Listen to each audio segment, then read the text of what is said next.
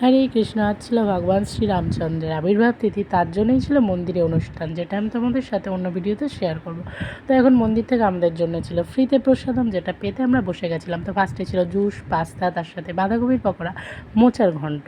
তো তারপরে এগুলো শেষ করতে না করতেই চলে এসেছিলো সাদা ভাত, তার সাথে শুক্তো, আর সাথে ছিল ডাল, এঁচোড়ের সবজি। তারপরে আমি বুঝতে পারছিলাম যে আমি এতগুলো আইটেম শেষ করতে পারবো কি, সত্যিই আমার প্লেটটা দেখো আমি শেষ করতে পারছিলাম না।